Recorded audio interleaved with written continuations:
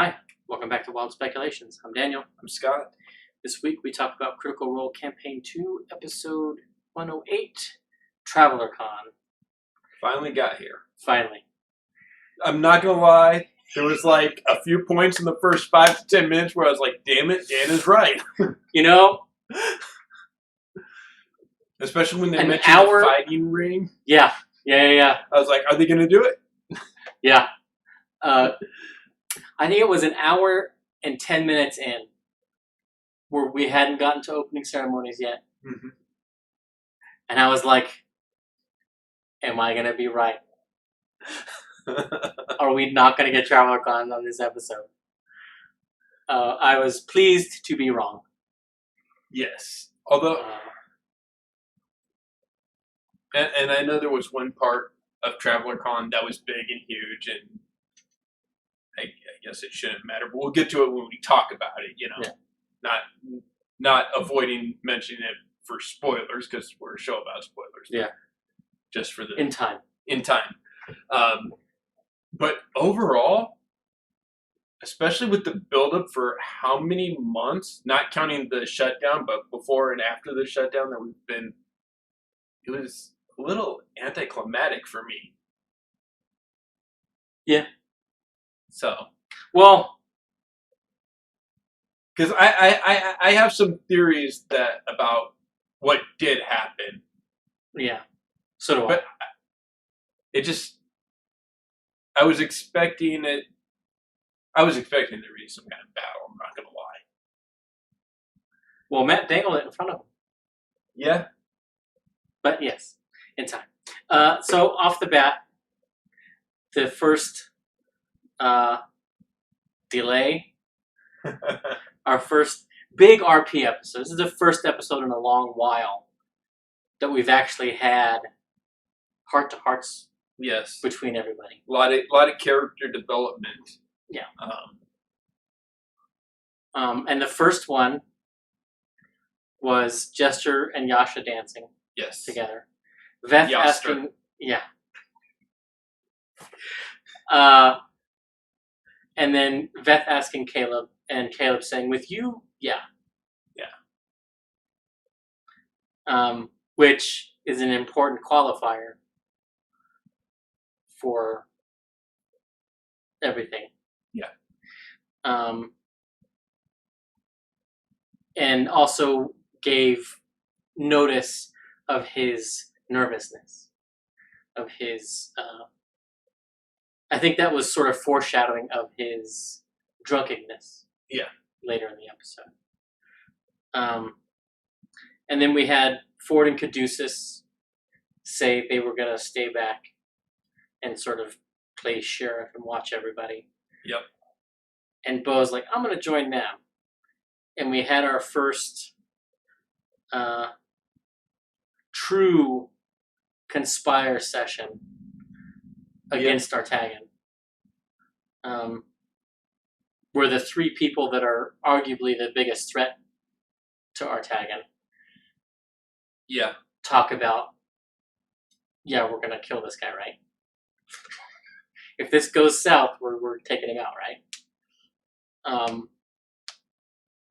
And I love Caduceus. I don't want to raid on anyone's parade. Ford's like, dude, it's not our parade. What's on your mind? Bring them thunderclouds.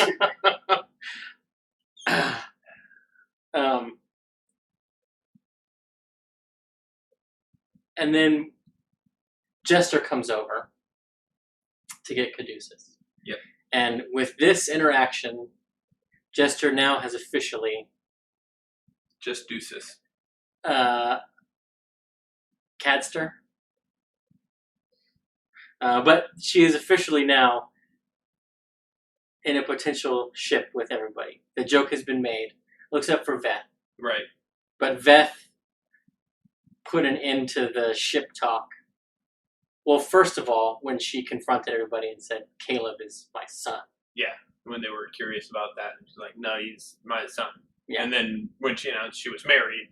Yeah. Yeah. Except for the Minotaur. That's the only ship that she's been involved in. Yep.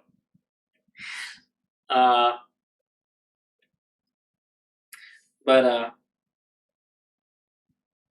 Caduceus and Jester go off to commune to try and reach a goddess that neither one of them serve. Yeah. And I love the way Matt handled it. Me too. Letting Caduceus ask his first question, and then going to Jester, and then finishing up with Caduceus. Yeah. Is great. Because in the past, when they have done that, it's been your 3 questions and then your 3 questions. And I have a feeling when Talks returns, one of the questions from Brian is probably going to be, why did you do that? Yeah.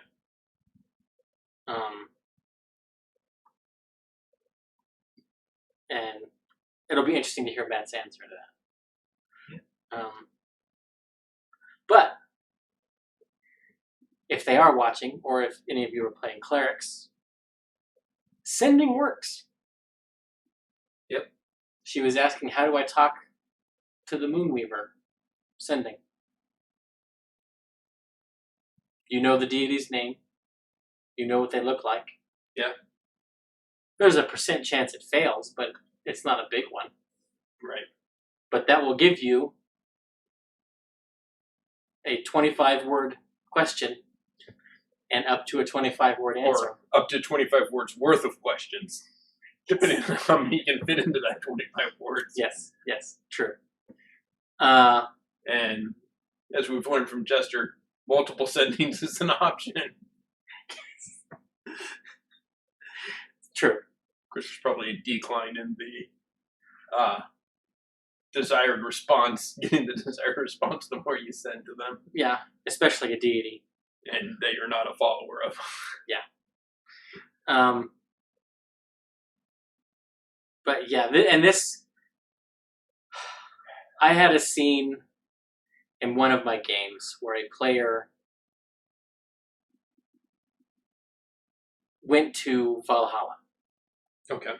And was going there because Odin invited her. And the scene was peopled by all the different warriors. This big party going on. Unbeknownst to her, one of the major people she was interacting with was Loki. Mm.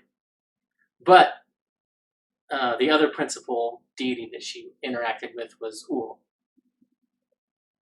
a god of the hunt. Right. And in that scene, he talks to her about how he doesn't understand how prayers work. And I had him equate it to shooting your bow into the mist. Mm. Maybe it hits the mark, maybe it doesn't.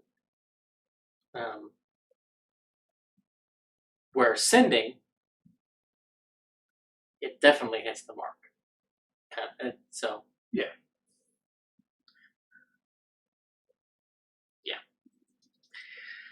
But anyway, after that we have Caleb with Veth and Bo and Yasha. Yes. And this is a big one. This is the one that we've been talking about. This is the one where the players confirm that they are on the same page that Madison been dropping hints before, and we have been calling for a while now. Yes. This is where the players confirm that they are aware that this is what needs to happen, and that's going north. Although Matt is heavy-handed with this 9 Eyes and the city thing. I'm not sure why. Because if it has any connection to what they're doing, surely there will be other opportunities. And so unless it's to simply give Taliesin a way to bring Caduceus in on the story. Perhaps. Because I think what has to do with this city was germinated with Molly's backstory. Right. Although Taliesin is famous for letting Matt make up most of the back stuff. Yeah. And with Molly having amnesia, perhaps Taliesin had no idea. Hey. But Caleb begins his entreaty by saying, this is coming to an end. We're in the last nights. And all three of them are like, what? What do you mean? Yeah. It's like, well, Traveler Con, it's going to be... Martin Island. Oh. Everything you say sounds so final. Sounds so dark and grim. Yes. I kind of wonder if Liam gets that. I think so. Yeah, I concur. But interestingly, he drops some strategy on us. Mm-hmm. In how he wanted to talk to Bo and Veth first to get them on board so that they could convince the others to go do this. Well, this harkens back to early Caleb, pre-pirate Caleb, and what we talked about him with that, and him setting up the favors to pull people in. And here we see him pulling on the other Empire kids first. Yeah. I mean, he's still got his deal with Ford he can fall back on. Yeah, but I think he's saving that one for... He is. That's why he's getting these guys to rope him in so he doesn't have to call that. But if he has to, he's got it. Yeah. Different things like that. He's working that angle again. Yeah. What that said to me anyway. Yeah. For sure. And Veth is up front. I'm confused. I don't know what I want to do. Exactly. Yeah, what we talked about. And Liam presented the solution to the problem. Did he? Yes. Especially given what happened at the end of the episode. With the level up. Yeah. Yeah, and I know what he was hinting at, and I know he gave her... I think what he did was he made it an option to stay with the 9. Because if the idea of teleport wasn't on the board, I don't think she would have stayed at period. I think Veth was 100% ready to call it quits, go back to her family, and this has opened the door to make it a question. No, I think it was still an open question. And I think Sam was getting ready to have a scene with Yeza where they hash it out and talk about it. Yes. And I think Matt and Sam have probably been going back and forth in the background. Oh, yeah. I'm sure they Because if Sam can't square this, then he's got to make a new character. Yeah, because, I mean, let's be honest. Veth has very successfully, very satisfyingly concluded her entire character arc. Staying at this point is just to stay. Well, I mean... But it's, at the same time, staying with the 9 is betraying her character arc. Because her character arc is to... Not really. Is to be able to get back to her family. She's got everything she's wanted But to again, get back to can her family go back home? That's the other thing. They might not be able to go home because, for all the Empire knows, Yeza squealed to the dynasty, and that's why he's out. And if he betrayed the work of this assembly, he's a security liability. She's going to tie that loose end before they can go home. Plus, she owes Caleb. Like, without Caleb, she's not Veth. And I don't think he would lord that over her. No. I think she's the one person immune to that tactic from him. Yeah, but I think she knows it. Yeah, and Bo would lord it over her. Like, if it came down to an argument, I think Bo would be the one to do that.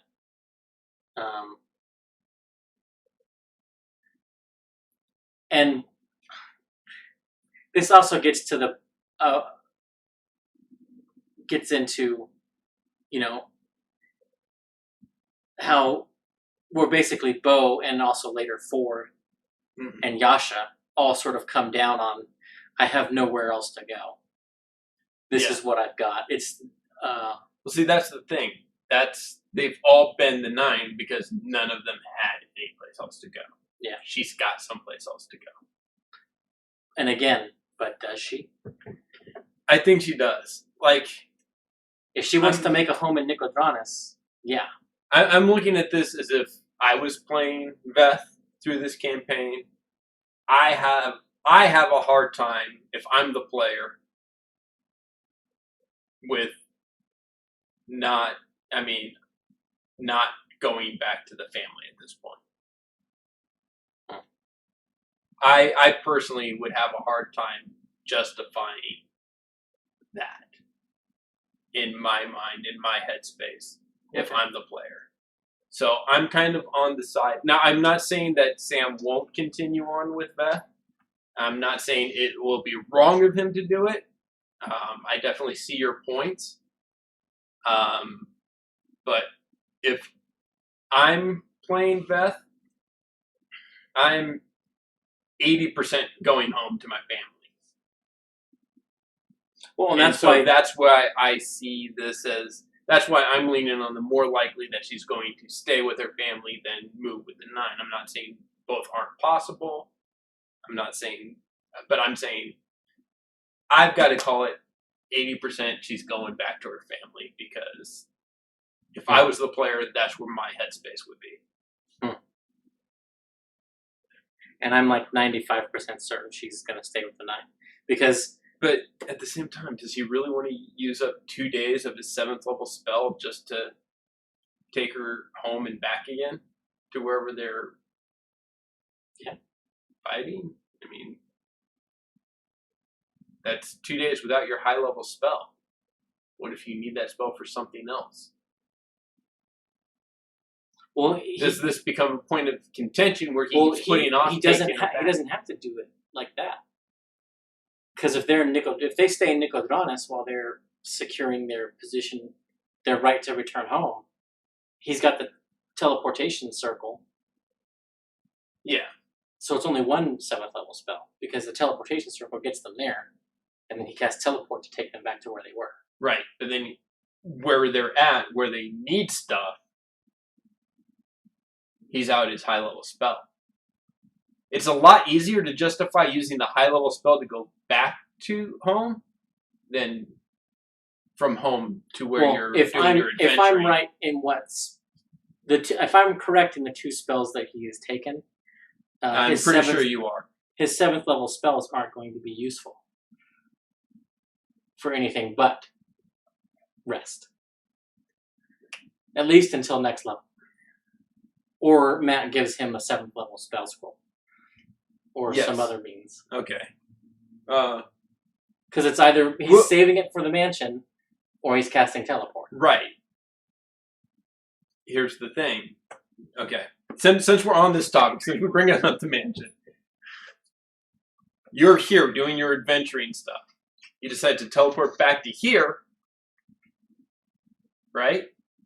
Well, then you got to teleport back up here the next day or next week, whatever. Well, whatever happens up here where you're doing the adventuring, where the danger is, you now don't have a 7th level spell to either go back or set up your mansion. True. Which is why I say, if it's a question of going back and then needing to come, like, he's going to use the circle of teleportation.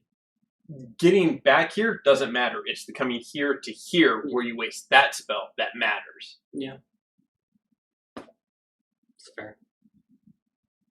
So it's a matter. Well, And does this? Yeah. And here's my thing: does this become a point of contention? Does Caleb in his get so hung up? Because we, like I said, with the seeing the little shades of Merle, we are starting to see more of that again. Does he get back to that? We need to take out, and he puts off taking Beth home and puts off. Well, no, we need to stay here tonight. Well, no, we need to stay here a while longer. We need to get this done. Yes, I think that happens at least once. And then she gets upset that he's not holding true to his word and getting her back there.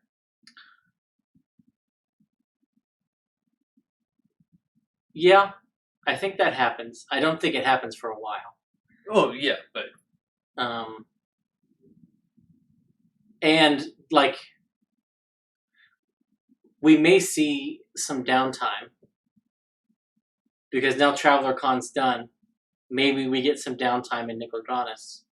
Because the players are not...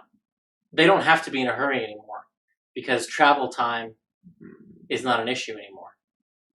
It depends on what they find on making contact with Osterogna about going north. And it depends on what they find when they go to a library and research the Nine Eyes. Those two things are the new things that are going to put time constraints on them.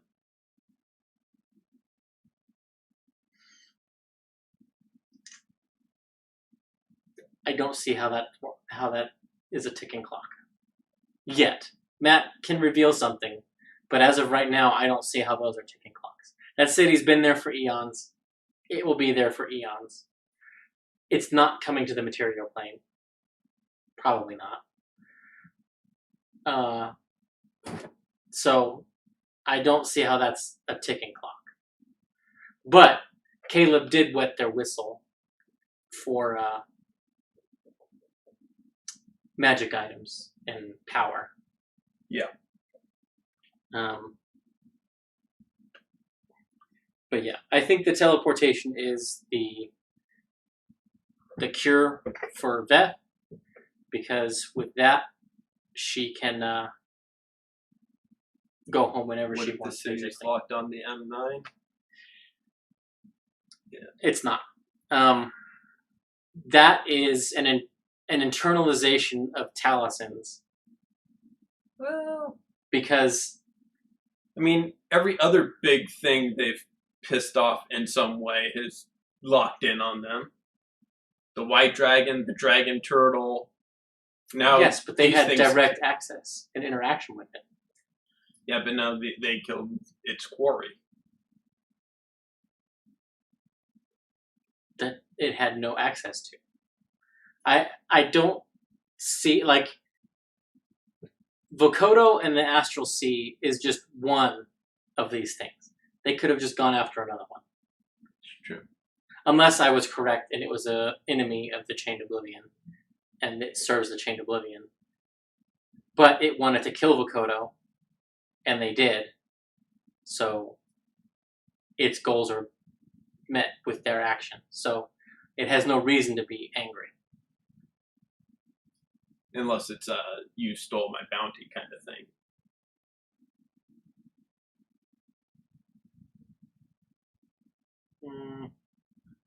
I don't know.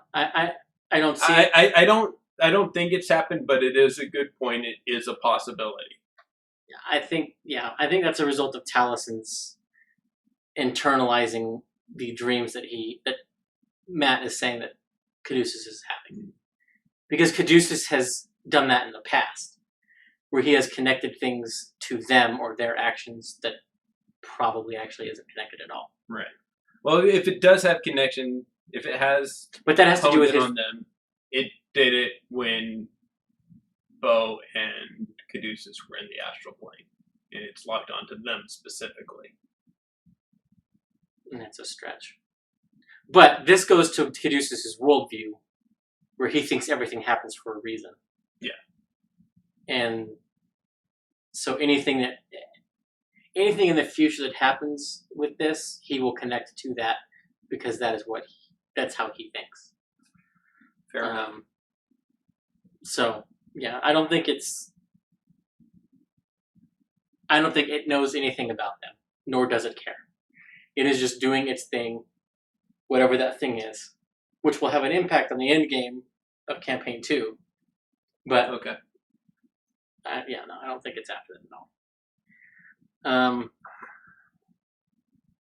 We learn that Yasha admits that she's looking for forgiveness, Mm-hmm. or that she has to forgive herself. And then we get to We learned that Bo can deputize people. again, just like Caduceus thinking that city's after them. Bo overestimates her importance.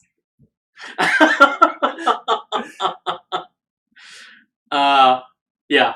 I'm much less likely to fight you on that one than the Caduceus one, but I think that's because Taliesin and I are similar in that effect. I tend to link things that aren't necessarily. Yeah. Although usually my end result in my chain of thought is correct. It's just how I get there is completely wrong. You used the wrong formula, but got the right answer. I don't understand. Jester paints the first of, I think, many dresses with her paints. Yeah. I have a feeling this will become something she does a lot of. I really want to know how much of the paint she has left. A lot. Matt hasn't really charged her a whole lot for the stuff that she's made. That's true. Like, the biggest things that she's made were the hole in the church, the hole in the wall at the waterfall, and now this dress. Right. Everything else has been, little trinkets and 1 by 3 inch things. Yeah. So she still has quite a bit of the paint left. An exact amount, I don't know. I'd probably have to go. I'm sure it's if Crit Roll Stats is tracking that. That might be the only way. But yeah, that's what I was just about to say. It's probably, if anywhere, it's on Crit Roll Stats. Yeah. But the big scene for the shippers, Ford and Bo, having their girl talk, wherein Travis trolls the shippers, and Marisha feeds him and basically admits that from the beginning she's had a thing for Yasha. Yeah. And then, but it shows growth. I mean, we kind of saw it, with her like flirting with Yasha and then getting less and less frequent, not just because Ashley was gone, but even when she came back. And then her saying, hey, I found out she had a wife and she's still in mourning. I don't want to be that asshole. Yeah. Whereas Bo at the beginning of the campaign would have had no problem being that asshole. It's true. It's true. So maybe it was Keg. Maybe that changed that aspect of her. Yeah.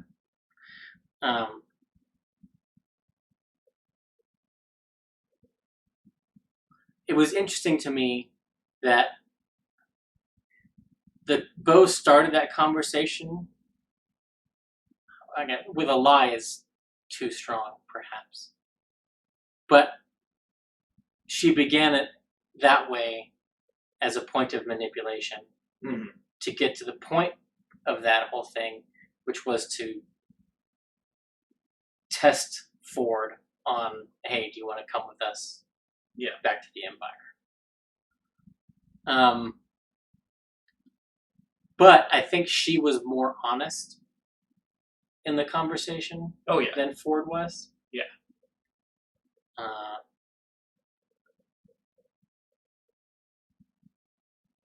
Because honesty isn't really a strong suit for evil characters.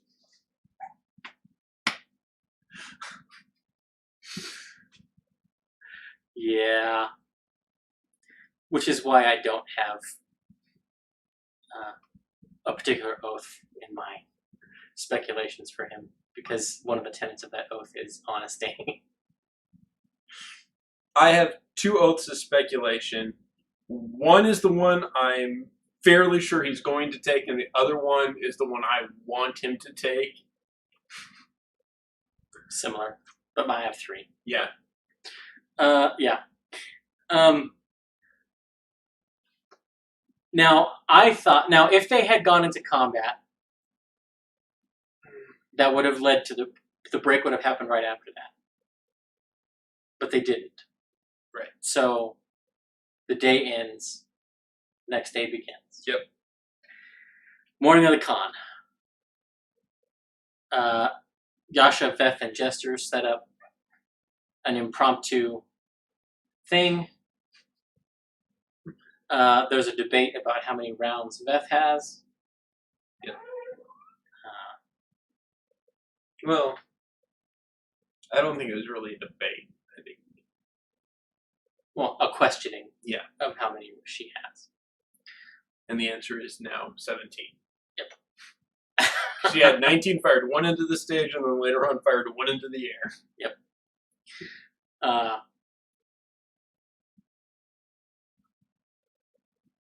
Although there's a thing that especially with black powder guns, that you can do, where you don't waste the shot, you just use the powder.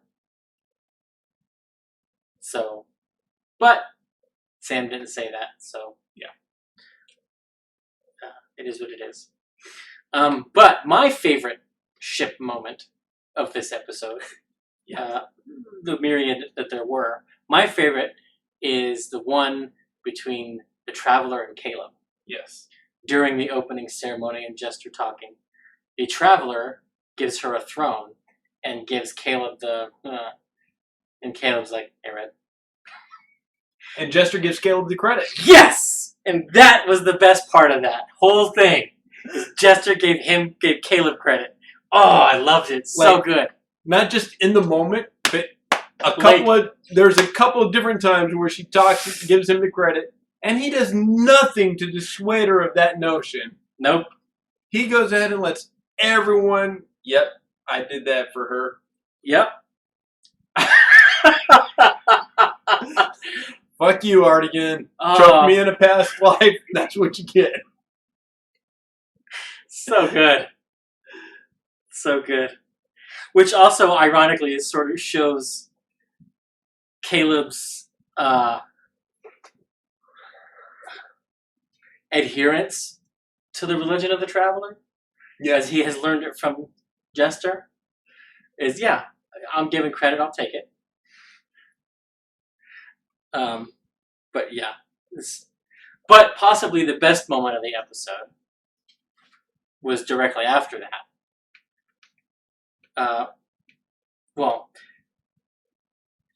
The best moment is foreshadowed by Matt talking about how they witness a market forming for the dicks. Yes. And stick markets, dick toss. As he's talking about this, I'm like, okay, yeah, that kind of makes sense. And maybe he was equating it to the pins, to the pin trade at cons.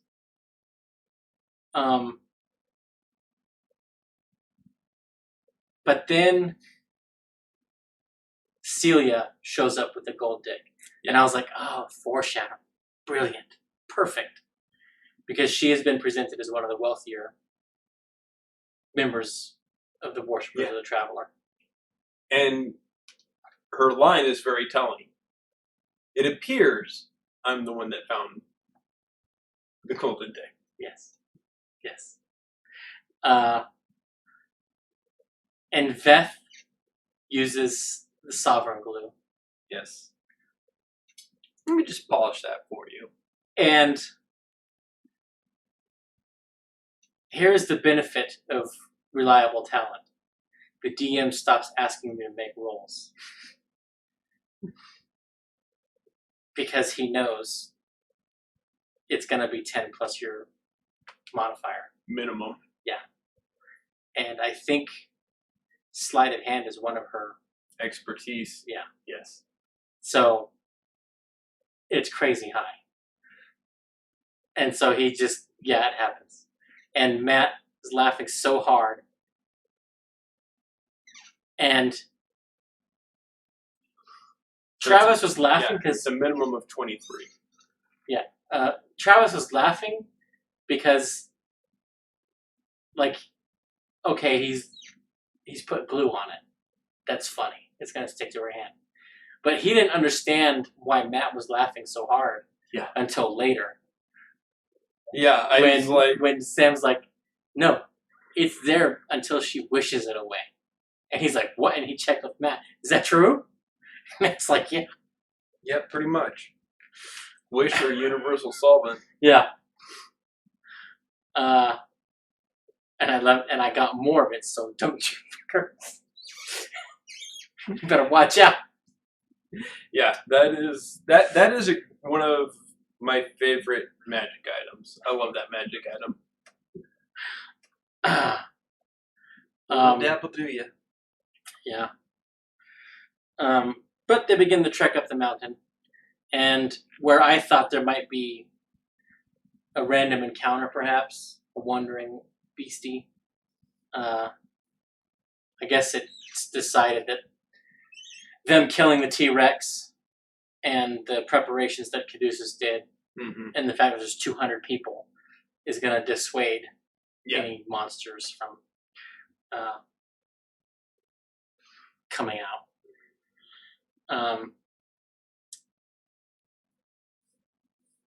Yeah, she probably could just rip off the top layer of skin. I also saw some people on the internet saying it's wood, she could just burn it away and have some burns on her hand. Yeah. So yeah, there are ways outside of wish and universal solvent, but it's going to cause damage to her, and I think she's probably too self-important and or narcissistic to necessarily want to damage, unless she's got access to healing right away. Yeah. Yeah, just have her Goliath bodyguard rip it off her hand with the skin, and then cast some healing spells. I wouldn't have the Goliath rip it off because that would probably pull the whole hand off or the arm. Maybe she's got access to regeneration. Flaying the skin, in theory, would remove the item. Yes.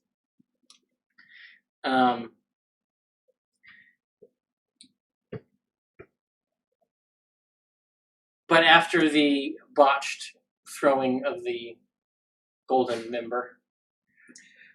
So, okay, do you think she was going to jump? No. Or do you think she just had faith? I think she had faith. Okay. I think she was hoping that the travel would make it go away. And it would go into the thing. And it didn't. I was most concerned, though, with her when she says, I'll display my power later. At the top of the... Yeah. That's when I got worried. Well, that's what I was wondering. Did she have something she could have done, like acted like she was going to jump and fly out, and just get close enough to let the heat burn the deck off? So part of me thinks that she's actually potentially an agent of the Empire, and she was going to try and kill Jester, or possibly stop. Like, that's where my mind was, until she genuinely tried to throw the dick and it didn't work. Yeah. But a planetar descends. Yes. Caleb's moon illusion goes out. A moon pops up. And the angel captures Artagan. Yep. Jester jumps on him. And conversation ensues. Caleb casts Bigby's hand, the cat's claw. It dispels the spell. Ford curses Jester and then teleports to her. Yep. Raw, he couldn't do that. Why? Because Hexblade's curse is a bonus action. And teleportation is a bonus action. He would have had to wait. Okay. So. Yeah. Uh, I mean, they weren't in combat, so. True. And Matt was a little loosey-goosey as to the speed at which he was ascending. So, 6'1", half dozen AI. Like I say, it doesn't ultimately matter, but I think in his mind, he did it and then teleported. Yeah. Whereas in a combat situation, that action takes place at least 6 seconds apart. Right.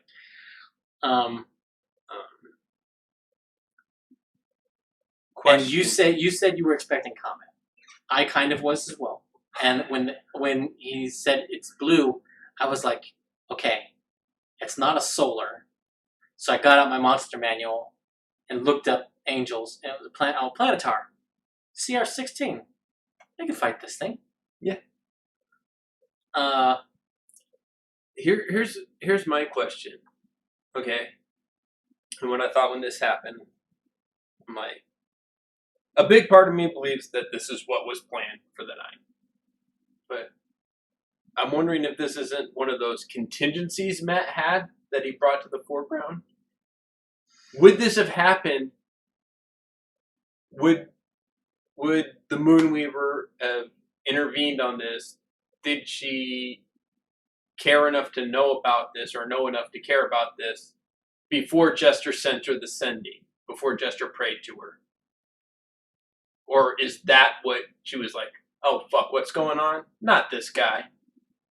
So I don't think it was Jester praying, because Jester never actually said that she was going to pray. Okay. Nor did Matt ask her to offer that prayer in character. But the Wild Mother is gossipy. True. And loves to give gifts. True. And Caduceus knows what's been going on. Caduceus helped him plan this. Caduceus talked to her about the Moonweaver. Mm-hmm.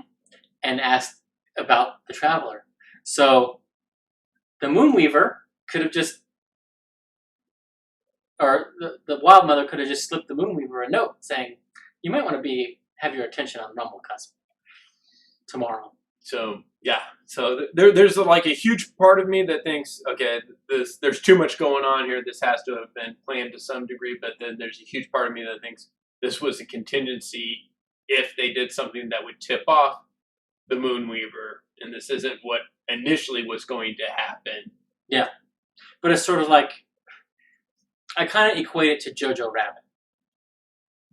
Because were the Gestapo already on to his mother? Or did Jojo telling his friend that he has the Jew in the wall actually is what led to the Gestapo finding out? My headcanon personally, it's the Mighty Nine's fault that the Moonweaver got involved. I think so too. They inadvertently screwed over Artagan. Even though they wanted to. It's also like that whole scene in a lot of ways is the Moonweaver coming down and saying, hey, take my name out of your mouth. Yeah. Because as Matt has said and as we've discussed, names have power. Yep. And they said her name an awful lot when they were planning that. Mm-hmm. And during the ceremony. And inside talks leading up to the event. Yeah. So and they tried to commune with. And I'm of the opinion Jester did pray because she stated she was going to. She told will you be mad if I do? Oh, just jealous? Well, that's good then. I want that. She didn't sit there and say, okay, now I pray, but the intention of the character was that she was going to pray there at that point. Yeah.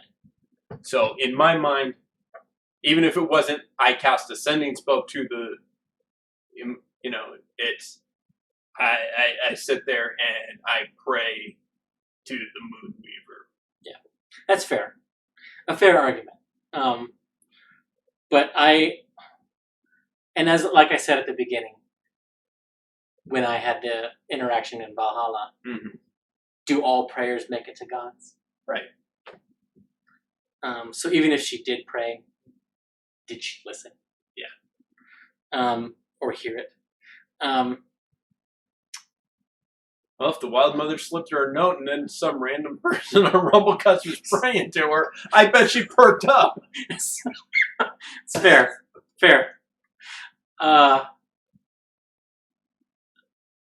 yes, they could have fought the Planetar. Yes. And probably could have beaten it.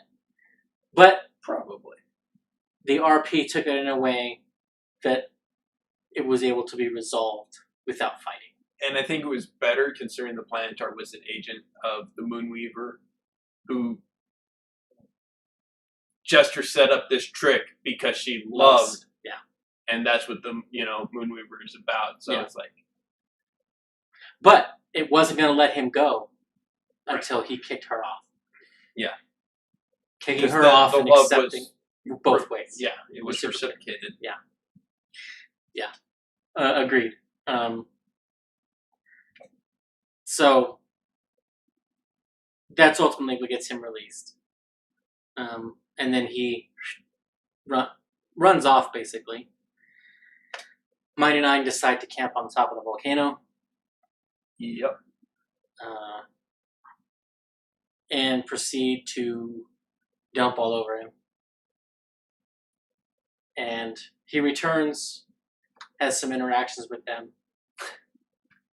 Which I love. Yeah. Hey, can you teach me how to, maybe later. What the fuck? You just saved her from God. Do it now. I think she's earned it. So good. It's like, yes. So good. And Matt's like, oh, okay. And then he gives her a boon. Yeah. Essentially, yeah. I'm expecting a little more refinement and definition of it, because I'm wondering how long before the good twin, bad twin approach excuse works. Oh, no, that wasn't me. That was my twin. Oh, yeah, I want to see you. Okay, let me go get her. Comes back with the duplicate, talking through. She's right there so she can hear everything. We're both here. Go ahead, take her away. They take the duplicate away, and the duplicate disappears. Yeah. Although, I would argue, strictly speaking, that the duplicate has been able to speak since the beginning. And here's my evidence for it. Okay. In the text of the ability, yeah, it says you can make spells appear as if the duplicate is casting it. And spells have a verbal component. And yep. So in my mind, the duplicate's been able to speak forever. They just have never narrated it that way. Okay. Or anything like that. Matt has run it more akin to minor illusion. Yeah. But yeah, in my mind, it can speak. I don't think it can necessarily speak independent of you. Like, she can't ventriloquize. Whatever it says, she's saying. So the both of them are saying it. Okay. Where the ability that Matt has given her now is she does not have to speak. The duplicate can speak, independent of her. Okay. I don't know if that's a deity boon of an appropriate strength. I mean, he's not a deity, so it also kind of makes sense that it might not be. But I kind of expect any other illusion magic that Jester has to get a bit of a juice. Yeah.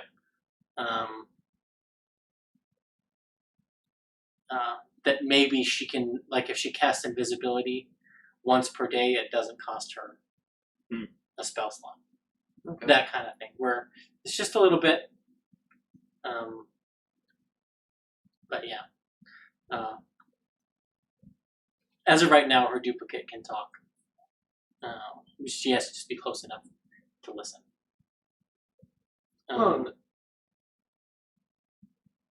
If she wants to reply to anything said to the duplicate, she has to be close enough to hear it. That's true.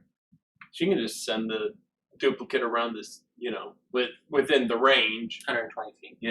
but just shouting whatever, praise be the traveler, Yeah.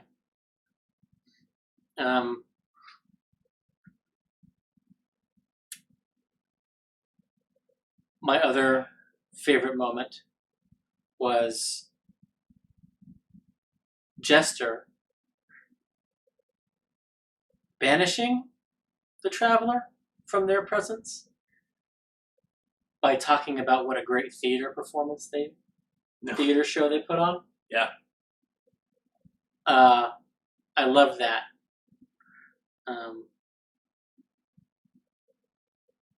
And we get more of the, he's not traveling with us. Yeah. You're stuck with him. Yeah. They talked about Celia being the new sort of baddie. Yeah. And they missed Goldmember as her Bond villain name. Yeah. And that was a Austin Powers film. But the most important thing before we get into the speculations, we're running short on time. They left early for the Dragon Turtle.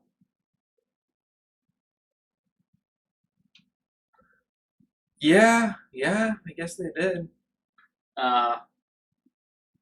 Hopefully he makes it back. Well, I mean, there's a lot newer and nicer ships out there.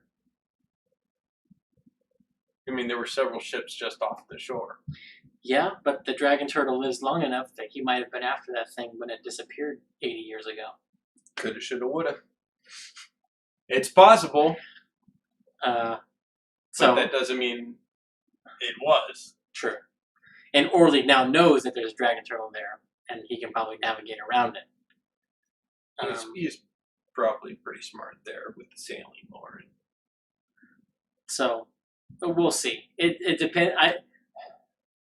We've seen that Matt is not the kind of GM that he's going to kill them off screen and wait for the players to try to contact him to figure it out. Yeah.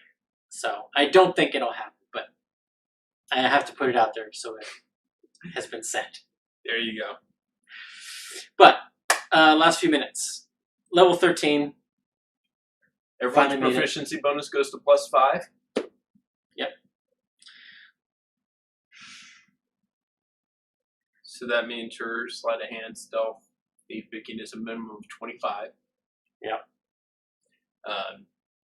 Beauregard gets a very fun, one of my favorite monk abilities,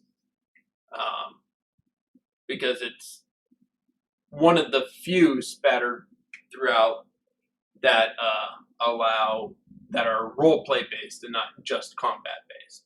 And that's the ability to understand and be understood in every language. Yep.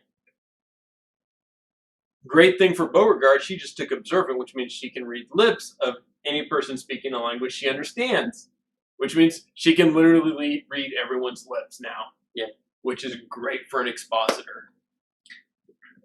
Toffinator, he got the ship out of trouble, presumably.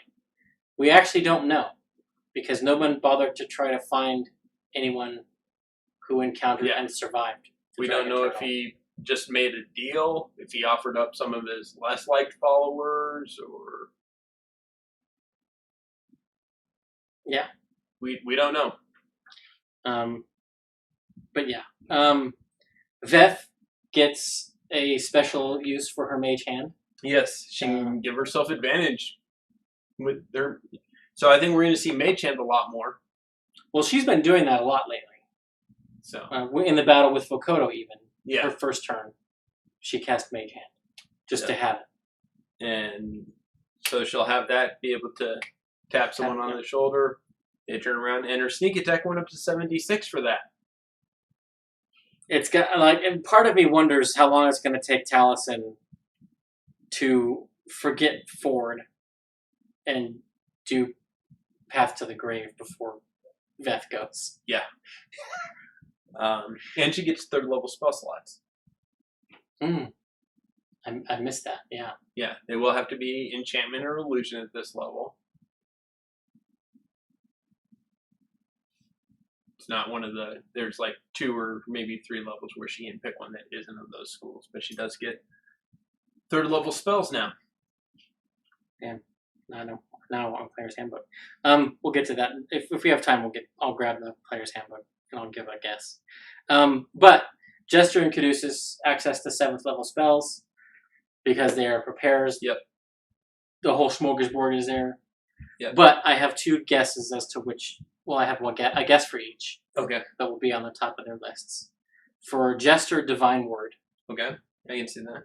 It's big AOE, damage, condition. She has her pick. Yeah, it's Power Word Light. Yeah. And for Caduceus, Regenerate. Yep. This for several reasons, not least of which he can now permanently fix his aunt. Yeah. Who they had to glue together. Yep. Before returning her from stone. But also,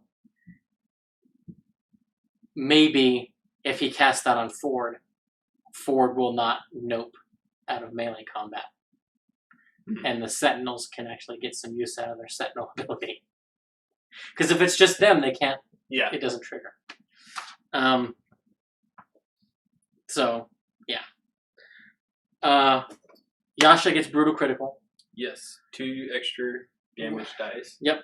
So it's... Does she try to get a D12 weapon? Is my question. Because that's the biggest damage boost for Brutal Critical. Yeah. But I doubt it. Caleb, we kind of talked about earlier. Yeah.